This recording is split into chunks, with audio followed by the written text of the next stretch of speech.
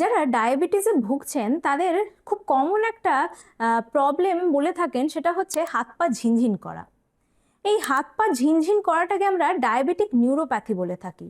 এক্ষেত্রে আমাদের যে বডির ছোট ছোট নার্ভসগুলো হয় বা পেরিফেরাল নার্ভস যেটাকে বলা হয়, সেখানে গ্লুকোজ কোয়ান্টিটিটা অনেকটা বেড়ে গিয়ে অ্যাবনর্মাল সিগন্যালিং ক্রিয়েট করে, তার ফলে আমাদের এই ঝিনঝিন করা এই জিনিসটা হয়। অনেক ক্ষেত্রে কারোর কারোর জ্বালা পোড়া ভাবও হতে পারে, ইলেকট্রিক কারেন্টের মতো শক লাগার মতো লাগতে পারে, বা অনেকের নাম্বনেস মানে অবশ ভাব বা অসাড় ভাব হয়ে আসা এই জিনিসটাও হতে পারে। তো এই জিনিসটা প্রিভেন্ট আমরা করব কিভাবে?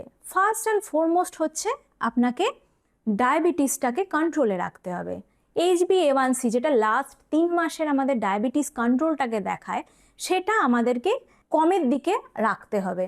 সেকেন্ডলি, কিছু নিউরোপ্রোটেক্টিভ ভিটামিন যেমন ভিটামিন B12 সাপ্লিমেন্টস আমরা খেতে পারি। এবং থার্ডলি, কিছু ওষুধপত্র হয় এই নার্ভের ব্যথা কমানোর, সেই ওষুধপত্র আমরা ইউজ করতে পারি। এই সব কিছু করেও যদি আপনাদের এই ডায়াবেটিক নিউরোপ্যাথির ব্যথা না কমে, সেক্ষেত্রে কোনো স্পেসিফিক নার্ভ ব্লক করা যেতে পারে। সেক্ষেত্রে আপনাদেরকে কোনো পেন ফিজিশিয়ানের পরামর্শ নিতে হবে।